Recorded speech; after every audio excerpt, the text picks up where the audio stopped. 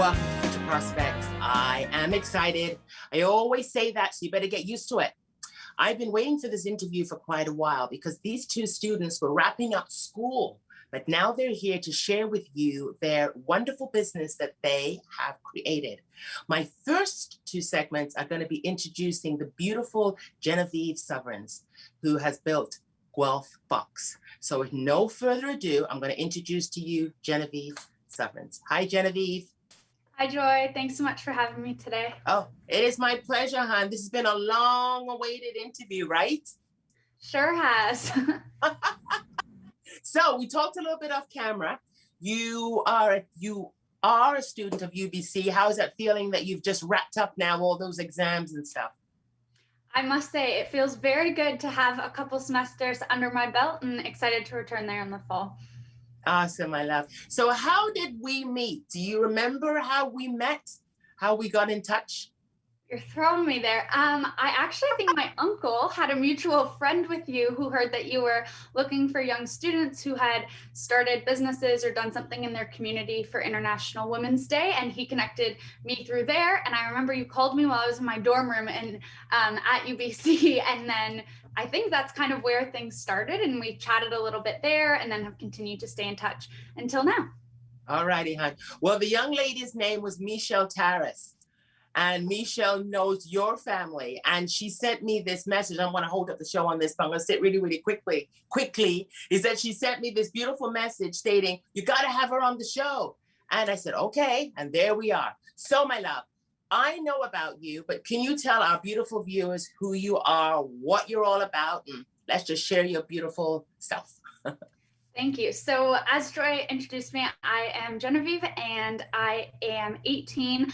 I'm from Guelph, Ontario here in Canada, and I'm also a student at the University of British Columbia in Vancouver. I am studying both science and doing a Master's of Management at the same time in one of their dual degree programs.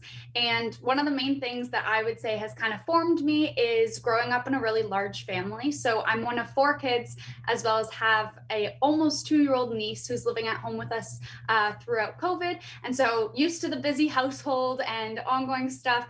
Both my parents are entrepreneurs, which definitely has shaped our dinner table conversations and a lot of what I've learned about. And most recently, which is one of the things that we were talking about in the past, I co-founded Guelph Box, which is a social enterprise that helps support local small businesses and charities here in Guelph. Awesome. My God. Have you done TV before? I haven't done TV. I've done podcasts and other forms, and interviews, but never TV, no. Oh my God, that was so well said, hon. So well said. Okay. Just to bring it back a little bit. You attend UBC. Why did you choose UBC? Why? I honestly love this story. So when I went back to grade 12, I was deciding where I wanted to go to school, and I decided that I really wanted to go to a big city. So I basically narrowed down my choices to Toronto, McGill, and UBC. And then I also was debating about Western's Ivy program at the time. And I knew I also wanted to combine science and business. So those were my main 2 criteria factors. I went and visited U of T, didn't like the campus, didn't feel like it had the right university feel that I was looking for. And then I was still waiting to hear from McGill, and my family went out and toured UBC, and I just fell in love. I remember standing on the campus, and I'm quite an emotional human being, but I remember starting to cry at the flagpole with the mountains, and I was like, this is it. And I just knew in the moment. And I actually had applied for the business program, and in that moment I all of a sudden was like, I need to do science. I picked the wrong degree. So I called the dean's office, the science dean, and was like, I'm from Ontario. I'm only here for an hour. Any way I can meet with someone from your office? And they said no. And then they called me back 10 minutes later and said, if you can get here in 5, we have someone who's willing to give you 10 minutes of their lunch break. And so I put it in my GPS with my mom, and it was a 17-minute walk from where we were. So we sprinted across campus, got in with the dean, and he approved my program switch. And then I actually deferred my admission by a year and took a year off to travel before starting school. And so I guess that was another criteria, was I only applied to schools that would let me defer, because I knew I didn't want to go through the university application while I was traveling. And honestly, it was the best decision I've ever made. Like, I absolutely love it. Yeah, I get to live amongst mountains and ocean and surrounded by really like-minded people and the sustainability aspect. So I couldn't rave about it enough. Like, I'm so thankful that I landed where I did. Well, I got to share with you something. Sean, my husband, took us out to UBC, and I literally fell in love with the place. Not UBC, sorry, Vancouver. I didn't go to UBC. And my God, it is gorgeous. It's like California in Canada. That's what I think. I just love it. I just love it so, so much. Now, there's a picture that we've shown throughout this segment here of your family. Just to reel it through. So I'm just covering as much as I can because your business is so fascinating. When you started Wealth Box, how was the support? Because throughout the information that you sent me, I just want to touch upon it because we're going to take the other segment and talk more about the company. How was the support in starting your own business? Like, how was that with your family? Honestly, as I mentioned, the support from them was absolutely incredible. Both my parents are entrepreneurs themselves. And so, Okay. like I said, growing up at the dinner table, that was very much part of our conversation was business life. I remember when I was little, my dad would come home from work and I would run to the door and ask him, did you like hire anyone? Did you fire anyone? Like, how is today? And like, I just wanted to be so part of it. And usually the answer was no and no.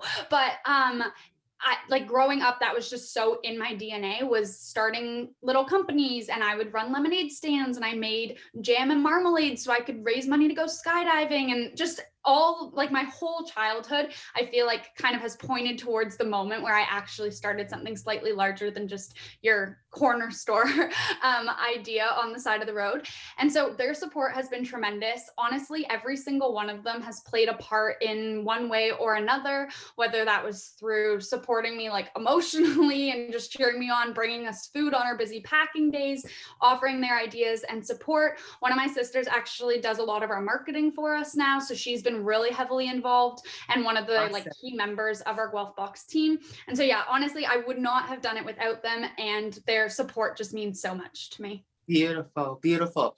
I'm looking at my clock. Okay, you can see my eyes going up and down because we live in a different world now. So Zoom, okay, but it's all good. I just want to reel it back because I'm listening to you right now and your family's already entrepreneurs and stuff. But just back to the school part, just for 1 minute. When it was your first year of school, right? First year. Yeah. And you changed in that school because a lot of students attend school, right? Let's talk about post-secondary world here for a second. You weren't afraid to change. You weren't afraid to change what you were going for. What the reason why I'm asking that, because they're a very important thing. You weren't uncomfortable. You didn't feel like, oh my God, I can't do that. It's wrong. Like, how did you feel changing? Because I want you to send a message to the viewers right now, the students that are watching this.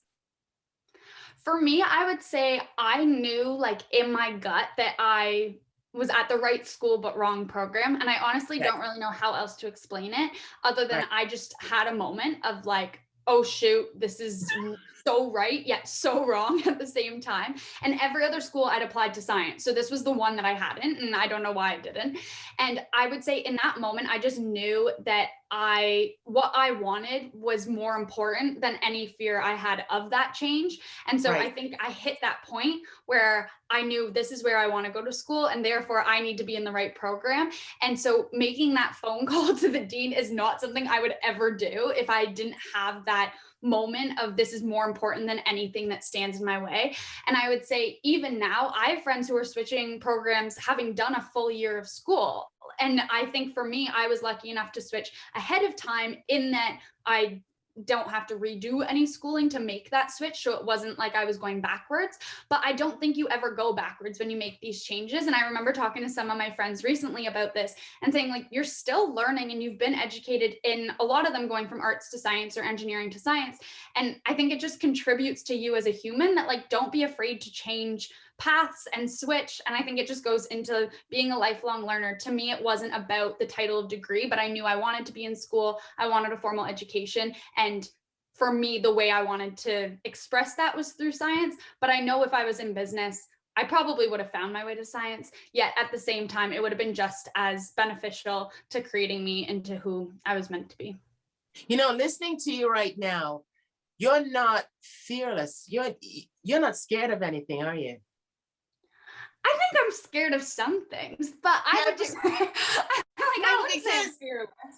no, because You no, have not really, seen me no. around snakes, but no, I definitely think that for me, like being courageous has always Right. been a priority and like a key part of who I am. That taking risks, I always say, like you either end up with it going well or with a good story, and I think that that's true to how I live my everyday life and while I'm traveling and doing anything else. And so, yeah, being courageous has always just been something that I feel like is somewhat just in me. I like the adrenaline of it. Like I feel like life would be boring if I didn't take risks. So I'm always there for it. Well, the reason why I asked you that, honey, is because Future Prospects is Future Prospects. It's all about inspiring youth in their journey, significant stories of success. And that's the reason I like to ask these questions because it gets the adrenaline going. All right. We've only got a minute and 40 seconds left. The support of your parents, you've started your business and everything, and now you're back home in Guelph. How does that Yes. feel like being back home? Honestly, right now, it's so nice to get to spend time with my family. I would say that's the one thing that I struggle with the most being away from home for school, is I Yes. definitely miss them. I know that photo of my niece is from last Christmas, but she's turning 2 on Monday. And so just getting able to spend that quality time, we're still in a stay-at-home order in Ontario. So there's not really much to distract me or stuff that's going on. And so it's been really, really nice to be home and get that quality time. Although I will say I am missing the Vancouver lifestyle The a bit. mountains. Yes. Yes. Yes. I know. I'm like the rivers in Guelph just don't quite do it, but it's honestly no complaints. Yeah, I it's nice to be back. Oh my God, honey, you're a sweetheart. You are a gem. And I say that about everybody, but you are a gem.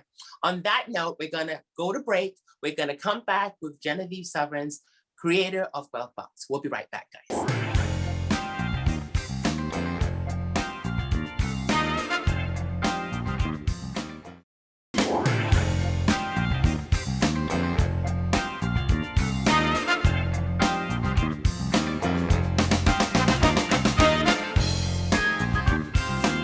Oh, yeah! There you go.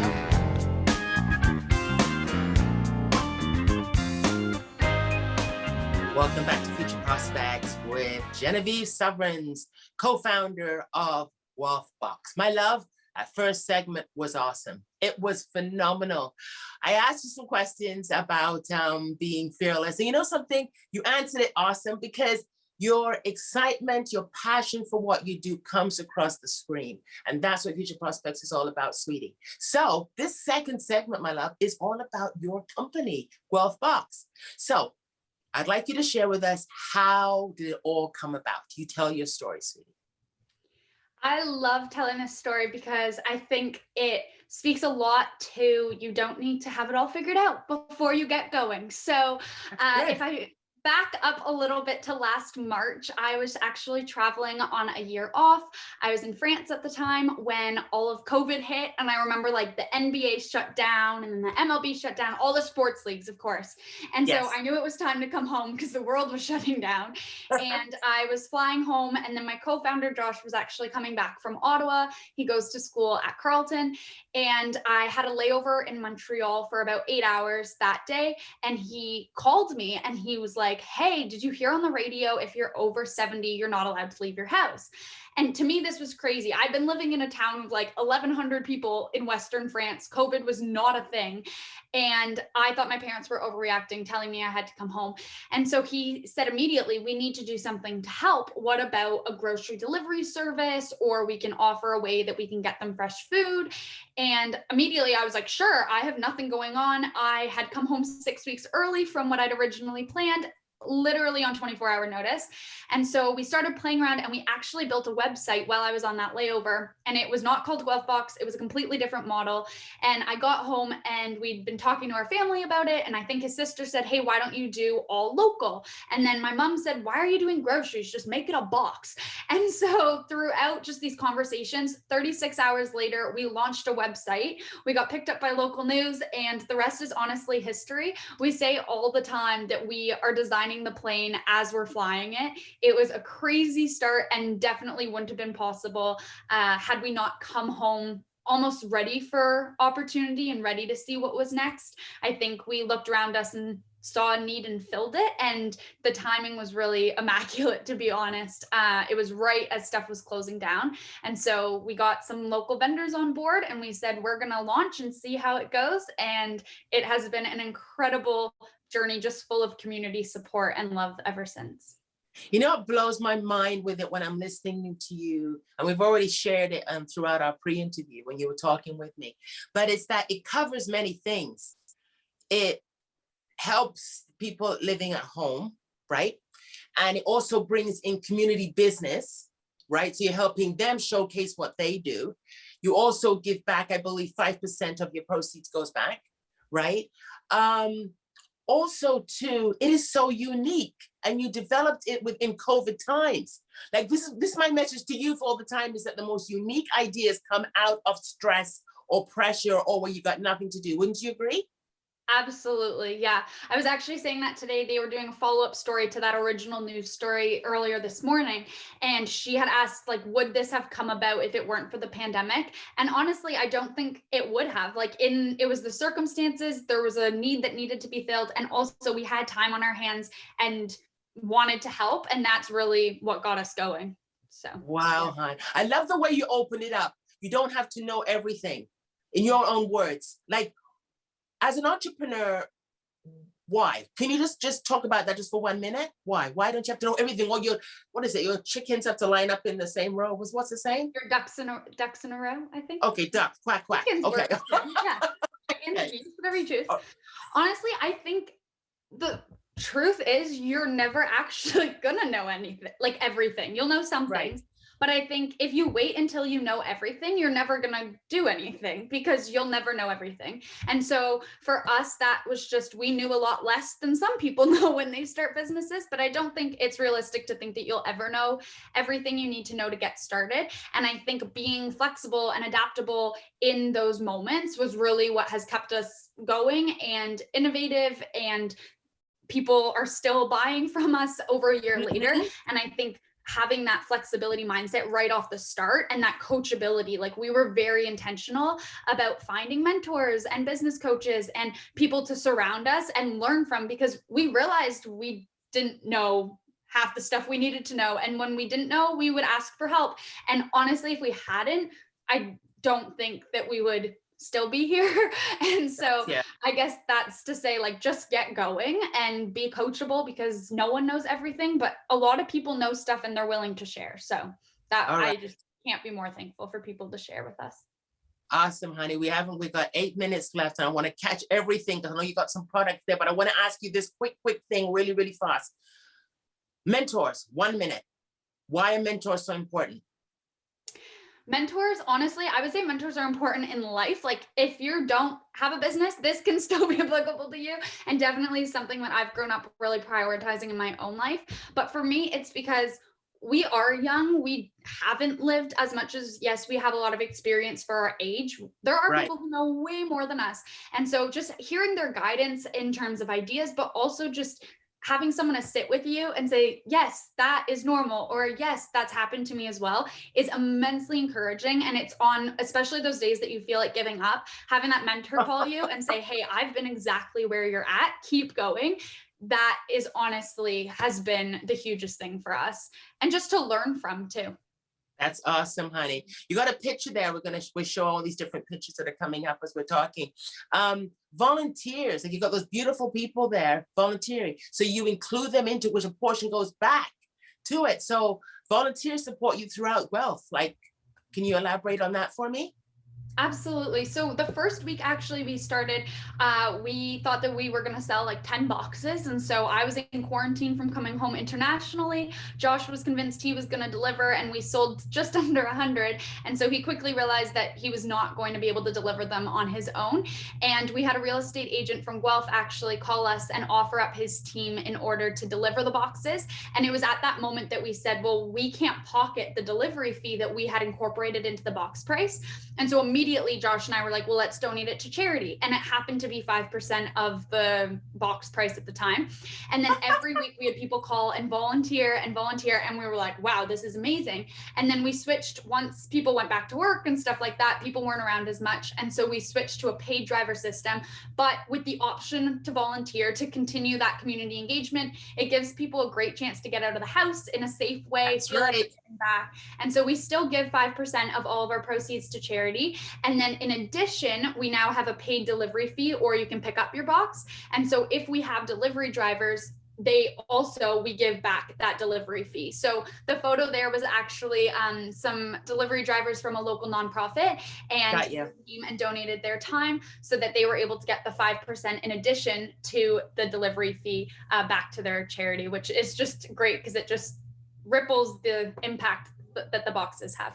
Absolutely, hon. Awesome. Okay, we got a couple of minutes here. Let's get this products out of Guelph Box. Now, we got some pictures. She's just doing this. You can do it. You can do it. Excited. All right, honey. So let's see these products.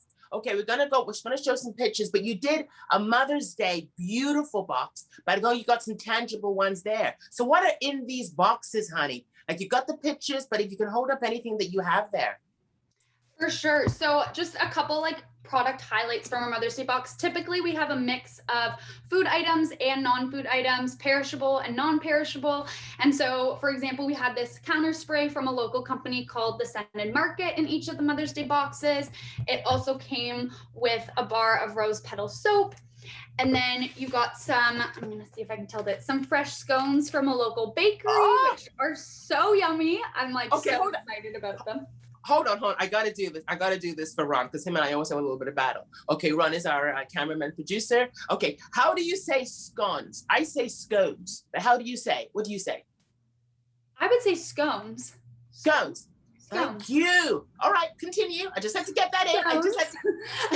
Okay. So that just shows the more perishable items that will come. We also had some tea here as well that was in the Mother's Day box. And then there were actually many cheesecakes in that box as well.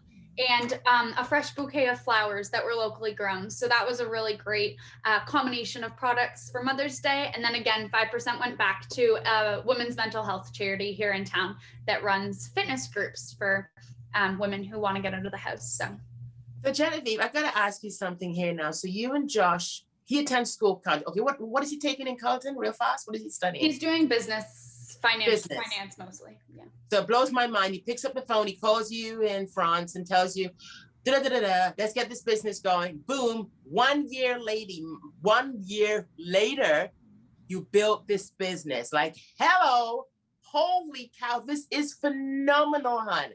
So you went to school and you did your business. How did you balance the two? Like in COVID online, like, how did you do it? I think for the main thing would be I'm used to being busy is probably what I would say.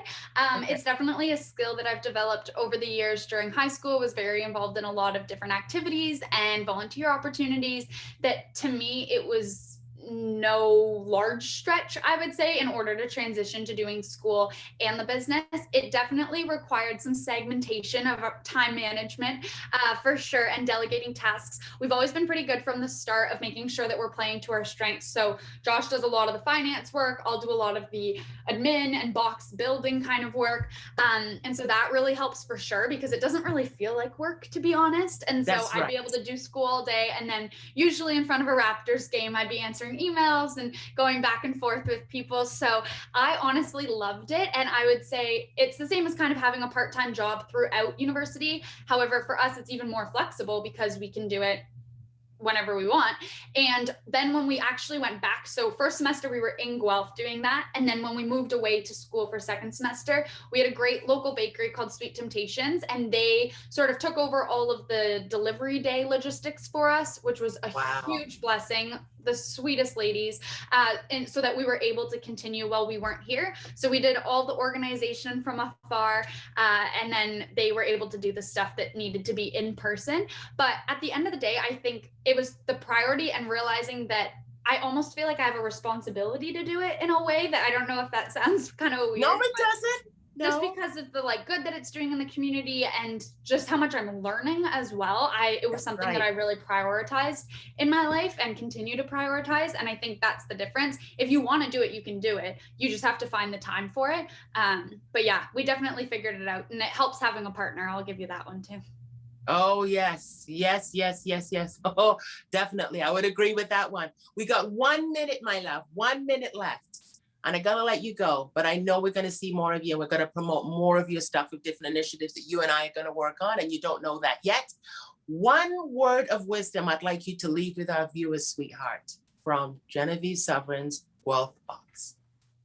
My main word of wisdom would be just go for it. I think that in our kind of inception story, you hear that of the idea to the product in 36 hours. And if you're seeking to start some sort of entrepreneurial venture, I would say build the skill of turning ideas into action. And you can do that through school clubs, you can do that in any sort of way. But for us, that became a natural reaction. And looking back, that's a skill that we developed. And for anyone, whether you want to start a business or you're thinking of taking a leap in any sort of way, I would say just go for it, because you'll never look back and think, oh, I wish I just stayed where I was.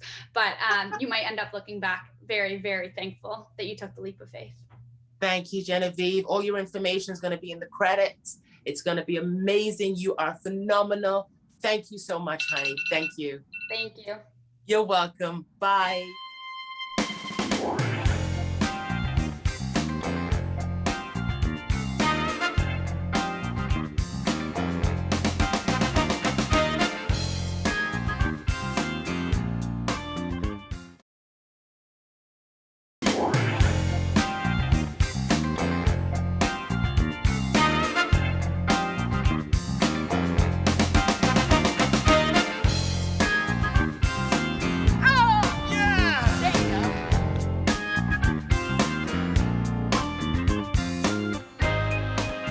Welcome to Future Prospects. Oh my gosh.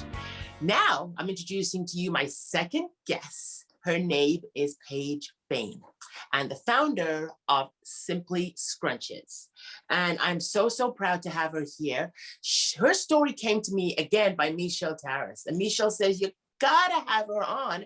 And she was a recipient of my International's Youth Entrepreneurs for, I took a different theme to it, but her story was so inspiring, so brave, and so unique. So without no further ado, I'm going to give it over to Paige. Hi, Paige. Hi, it's great to be here today. Oh, you are so welcome, sweetheart. And thank you for taking the time. Thank you, honey. Now, I know about you.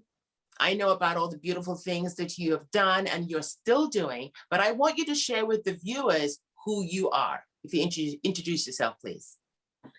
All right. So I'm a grade 11 student. I attend King's Christian Collegiate in Oakville.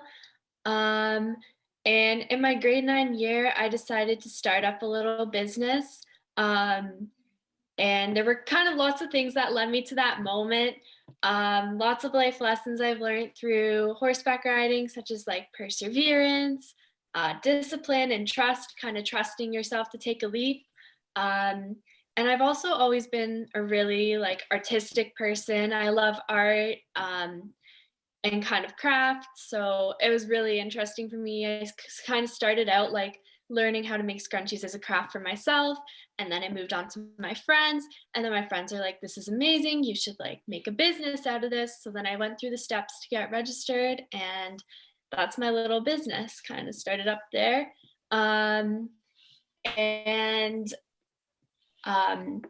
I, in the 8th grade, kind of what kind of inspired me is I attended a Me to We trip to Tanzania. And it was a little bit of a service trip. So we got to help with some projects out there and see what the company did for different villages. And it was really an amazing experience.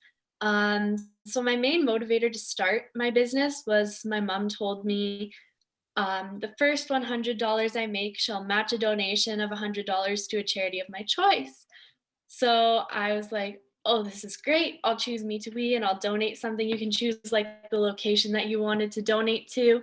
So I was like, I'll donate to Tanzania because I saw firsthand how donating opportunities can actually help people get on their feet and start their own self-sustaining kind of like lives and live for themselves. And yeah, so it was really great to have that connection and have that as my motivator. Wow. Um, it touched me how the way you opened the show about life challenges. Can you just share that a little bit? Because you're so young, if I'm correct, you're 16 years old, correct? Yes, I am. 16 years old, and you talk so wise, like you really do. Um, you honestly, you really, really do, Paige. But I want you just to share with the viewers why you said what you said and from what you have gone through. If you could just share that for a minute, please. Yeah, for sure. So like I said, like I've always been around horses my whole life. And that's kind of where those like ideas stem from. Those are like where I gather information and learn how to build my perseverance and discipline, and trusting in people and taking risks.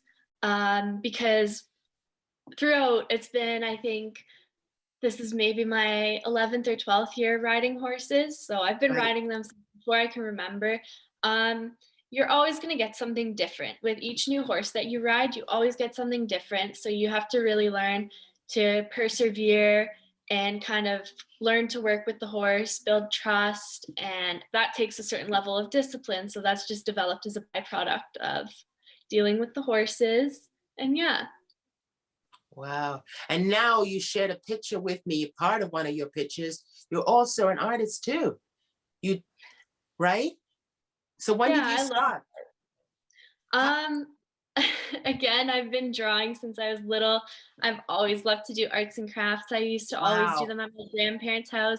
And kind of right now, it's one of my stress outlets. I always like recently I've taken up drawing cars again. And I really like cars. They interest me a lot. So I like to draw them. They're pretty like they're straightforward. There's kind of it's like a methodical approach I take to drawing them, and that's a really good way to deal with my stress during these times right now and gives me a little bit of a break from school. So it's great. Yes. That's beautiful to share with the viewers right now. That is, and I thank you from my heart for sharing that. Is that that's your go-to? So if it be riding your horse, and then you do your art, right, hon? Yes. Thank you, sweetheart. Thank you so, so much, because there's a lot of young people right now that are dealing with being online and now all of a sudden it being in the home, there's a lockdown. So I thank you from my heart, hon. How was the trip in Tanzania? And I want to just take this segment and share and elaborate more on those beautiful pictures. Like, how was that like? The weather, the people, and seeing the children. It was amazing. It's honestly an experience I will never forget. I was pretty young at the time. I have a late birthday, so I think I was only 13. Right. Um, and I went with my school through Mitui. For 2 weeks I was away, and it was really amazing. We stayed up in the mountains in Arusha, and we stayed in a little camp by a village right by the school. So we got to spend Wow. tons of time with the children, and it's just great because the way the trip was, we kind of just delved straight into the culture and just got to learn and share experiences, and it was really amazing. Okay. What did you learn when you were there from the different lifestyle here in the Western world? One thing I noticed was everybody seemed to be super happy regardless of what they had. Right. There was a real sense of community that you don't really see too much over here. So Right. that was really great. Everybody kind of just like the children were so excited to meet new people and share their stories. And they kind of just like one thing that was really nice was they're super warm. They always hugged you. And that's just not something you get here all the time. So it was really great to have like such a welcoming group of people. It was amazing to spend time with them. Did you find they were really humble there with just the lifestyle that they have? How was that? Yeah, they were fairly humble. It was a pretty isolated village that we were in. It was up in the mountains. So it wasn't too close to any major cities. Um, but it was great. Yeah, they were super humble. And I just loved spending time there. I hope I can go back one day. It's amazing. Okay. What makes you appreciate your life here in the blessings that we have here as opposed to what they don't have there, hon? Definitely opportunity. Opportunity was a big theme that came up. Um, I know over here we have so much opportunity and we're so blessed. Um, and one of the things that the charity focused on a lot was kind of they didn't necessarily donate like money or clothes, they donated opportunity. So maybe instead of donating um, clothes, they would donate a sewing machine and teach somebody how to sew so that they could start making clothes and make their own business. So that was also one of my motivators, kind of seeing um, how kind of giving somebody the opportunity to do something can just Right. change their lives. Wow. When you talk with them over there, what was it like? Like, did you have a chance? Did you have an interpreter or how did it go? We did some Swahili lessons as part of the trip. So Yes. we could talk to they urged us to speak in Swahili, the leaders of our trip, Hmm. as much as we could, as much as we were comfortable to. But a lot of the children also learned English in school, Okay. so we were able to talk to them in English too. Awesome, hon. Now, what you shared with me, you shared a couple of quotes, but I don't want to go into that. I want to bring that into the second segment. But you shared that this literally ignited you to start Simply Scrunches. Why Yeah. did it, why? What happened when you went there and you came back and you went, I can do something? Can you just share that? Yeah, for sure. So it's kind of, as I mentioned a little bit before, just kind of seeing how opportunity can change somebody's life. And I wanted to kind of bring that back and be an example for that. So if you're given the opportunity to take a risk and start a business or take a risk and do something, you should because it can just has like a butterfly effect almost. It's like something small, you're given a small opportunity, but you can just take it and grow it. And that was really amazing. Awesome, huh? Now, I have spoken with your mom several times, Julia Page, and I've never met her in person, but she is a sweetheart. And you can see, my gosh, my language tonight, but you can see her passion and love for you, honey. What was that like when you run this idea by her, the Simply Scrunches? She was very supportive. She was kind of one of my biggest helps along the way. She was the one who gave me the initial like motive. She said, "The first $100 you make with this, we will take that and match that donation to whichever charity you want." And yeah, she was just super supportive. She helped me go through the motions of kind of learning how to register my business and make it my own because I had never taken a business course before. So we always kind of joked and said, this is a business course, like a home school, like I'm teaching myself. And yeah, Do you think young people get too hung up on, com- don't get me wrong when I say this, but hung up on what other people think? If they have a great idea, do you feel that? Like, what's your thoughts on that? Because this is really good stuff, Paige. I think sometimes we can get kind of caught up in what people think and we're worried about getting judged, but it's great to take a step away from that and worry about what you think and know that not everybody's opinions matter necessarily. Right. Did you ever worry about that yourself? Personally, no, I didn't because my friends were all super supportive. They were the first people to buy from me and they were like, this is so good. You should just kind of take this and grow it. So I had a lot of support from my friends. Oh, that is phenomenal, hon. The reason I want to ask you another question, but I know we're going into the second segment. It's going to be a long answer, so I don't want to cut away from that. So we're going to go to break. We're going to come back with Paige Bain, owner of Simply Scrunches. Stay tuned.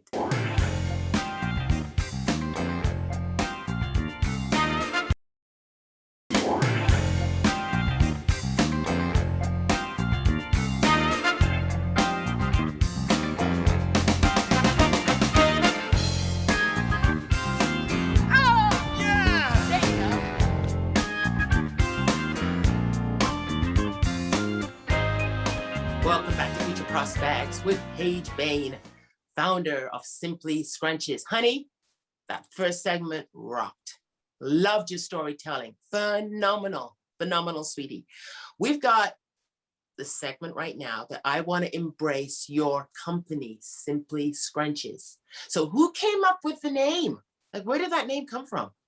I kind of just was thinking one day and I was like, oh, well, right now, this is back in 2019. I was like, oh, right now, like, I don't think I'll do venture anything from scrunchies. Like, my business will be just scrunchies. So I was like, oh, Simply Scrunchies, that works. Simply Scrunchies. I love it.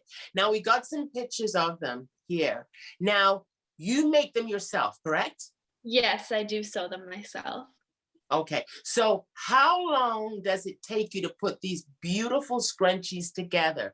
Like you go to school, high school, you're online, you've got your orders coming in. How long does it take you to make even one scrunchie? Like, talk to us. It's hard to put an estimate on one because I usually do it in an assembly line, sort of. So when I get a big Okay. order, I'll cut all the fabric to size, I'll sew all the tubes closed, I'll turn them all out, and then thread elastic through and finish them up. So it's kind of, Oh, I like to work an assembly line process. awesome. Now, when you say an assembly line, is the assembly line just you or who's part of this assembly line? Mostly it's just me. Sometimes my mom will help me flip them inside out so that their fabric is showing the right way. Okay. But yeah. Do you get donations of any fabric when people find out? Does anybody donated some fabric? Like, I did last year when I pivoted my business to start making masks. I had a donation from a church in Milton that my grandparents attend. And that was very generous because it was during lockdown when we couldn't go to the fabric store and get good fabrics to make masks. They donated a ton of fabric that was able to tide me over because I had an overwhelming response. So we ran out. right. And yeah, we couldn't go to the store to pick some more. So it was really great. They donated a ton of fabric. I was able to use it all. So it was perfect. Awesome, hon. What has been your biggest initiative that you've done with Simple Scrunchies? If you can just elaborate on that more, on what you've done with your beautiful company. So I always like to donate proceeds. Just as I said, it kind of started out with a donation. So I've kept that as a theme. I've donated to various businesses, various organizations. I've done Me to We, Protect Our Winters, Kerr Street Mission, Can Praxis. I'm into equestrian stuff, so I did Ontario Equestrian Save Our Herd, which was to help schooling barns feed their horses during lockdown when they didn't have business. But my biggest initiative by far has been for Halton Food for Thought. And it was the start of last spring. I pivoted my business and started to make cotton masks instead of scrunchies. Um, and as I said, the response was overwhelming. And by the end of summer, I was able to donate $1,100 to Halton Food for Thought. And that went towards making meal packages for families in need that were delivered to them during lockdown. And because of this initiative, I was nominated for and won the Halton Food for Thought Individual Volunteer of the Year award. So that was really amazing as well. Wow. I'm going to ask you something because with a company, you can still give back. But why did you make it a charity? Why? I don't know. It's kind of just like there's certain initiatives, local and global, that I really agree with. I like what their companies do. It's great to see the donations go to causes that I care about. Okay. Now, part of your charity, and this is good for the viewers, because a company, you can have yourself or two or three people, right? But now in a charity, how is that registered? Because this is good for you. Some might have a business, some might have a charity. So walk us through how you put that together. How does it go? Um, Usually when I'm doing a big order, so I'll give an example. I did for Spring Ridge Farms up in Milton. They sold my scrunchies the summer of 2019. How I did that was I would choose that as my kind of main focus. That was my order, my big kind of cause. So all the scrunchies I made for them were bee themed. They were with bee fabric. So I would say from those scrunchies, I will donate a certain amount of proceeds to buying beehives from Me to We to send to people in need. And it gives them an education on how to become a beekeeper, and it allows them to become self-sufficient. So I kind of do that with each big grouping of scrunchies. I'll choose a different organization and donate. Okay. Now, having your own company charity, I just want to delve into a little bit more on the business side because some youth are going to be looking, going, okay, we just heard Genevieve that has her business, but now Paige has a charity. So how do I do it? So how did you, where did you go to form a charity? Like you have to have 6 members a part of it, or how does that go? The process was pretty much the same as building any business. We kind of Okay. did a lot of research, found out where we could register it. We had it registered. I'm a minor still, so it's mostly in my mom's name, but I'm co-signed on, so it's my business. Gotcha. Okay. Yeah, so it follows a similar process. I don't think there was anything that stood out apart from the regular process of starting a business, but yeah. Okay. How did you handle it both with school? You're online at home. All of a sudden, it's a thriving charity. Like it really is. That the stuff you have is amazing. Like when I talked with your monk, I couldn't talk to you much because you were busy at school. But how has that balance been? Like, you know, students gonna be looking at her going, how does she do that? Like, how did these girls do this stuff and still go to school? Most of the time, I'm kind of like off for the winter when I have exams. I take a little bit of a break. I'll do small orders if people reach out. Um, but most of the time I'm off for the winter and then I start back up in the spring again. And when I start up in the spring, I can usually find time to do it myself.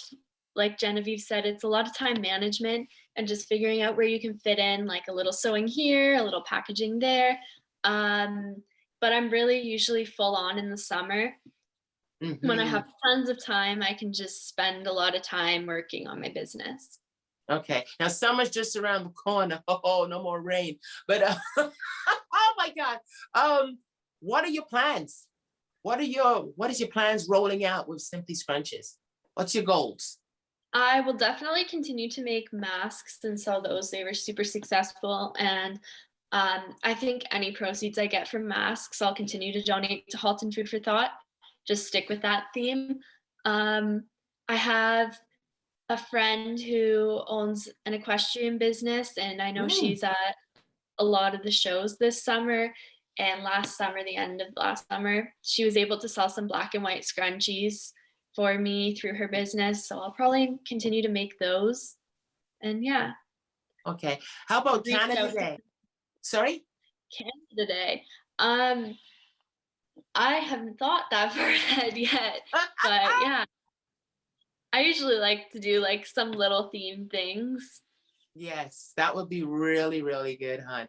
So you get all your stuff. What other support do you get within the community? Like what other support do you get?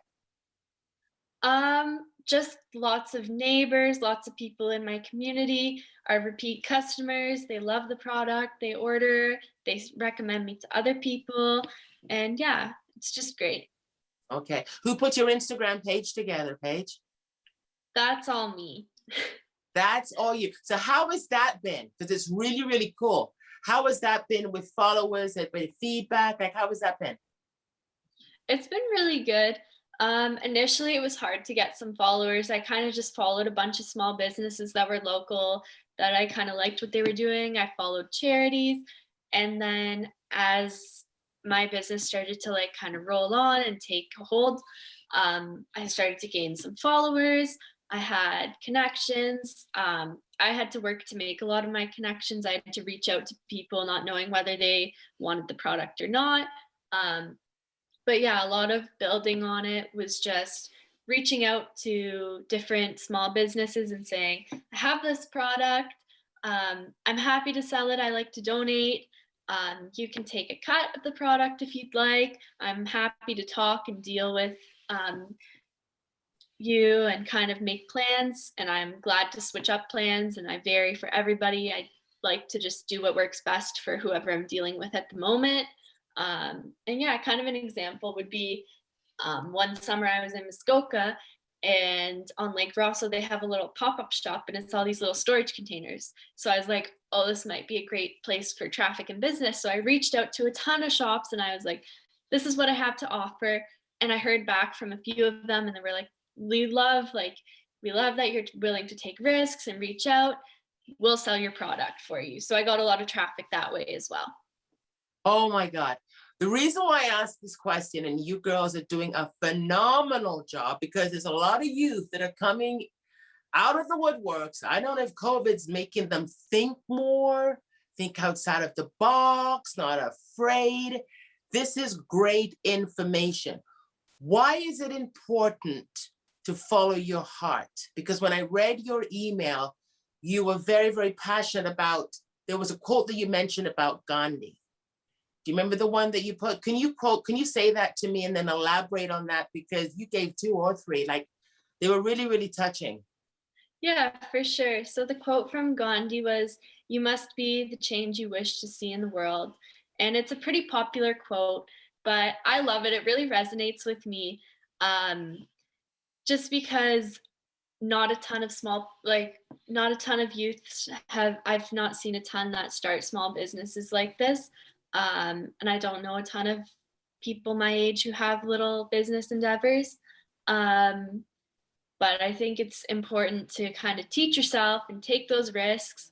So I kind of want to lead by example in a way. That's the type of Yes. leader I like to be. I'm super focused on developing my leadership. So I want people to see that you're able to take the risk and that most times taking the risk will go well. In my case, it did go very well. So I want to, lead by example and show other youth that they can do this too. Well, you're doing it very, very well, hon. You really, really are.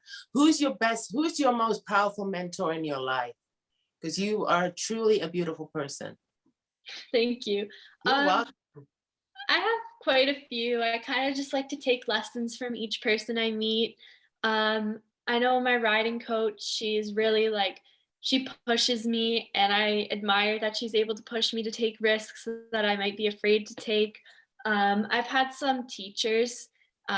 My religion teacher that I had in grade 9 and 10, she kind of stood out to me because she believed so strongly in the Christian religion, but she would never push it on anybody. But she just wanted to share her passion with us. So I kind of like that idea. Like, I would never push on people that they have to donate to anything, but I like to share my passion and show that I'm passionate about helping others and leading by example. Wow. What church do you go to? I don't attend a church right now, but I go to a Christian school. So we kind of center a lot of our teachings around Christian stuff. So my education is pretty Christian, and it's great. That is awesome, hon. I'm glad I asked you that. I am, because there's a lot of young people who do believe in God and are proud of their faith. So that's really important, sweetheart. Always be proud of that, okay? So I'm going to leave you with this, and I'm going to ask you this. Okay. Leave me with one sentence of wisdom, word or anything to our viewers before I let you go, sweetheart. I think I'm going to say, don't be afraid to show what you're passionate about. It's always good to take a risk and share your passions with the world. Work on developing yourself, and hopefully that brings light to others, and others makes them want to work on themselves and grow. Just kind of be an inspiration. Do as much as you can to inspire others. I want to thank you from my bottom of my heart, sweetheart. You are a blessing. I thank you for coming on Future Prospects. Okay, honey? Thank you again. You're welcome, sweetheart. Bye, Paige. Bye. Bye-bye, honey.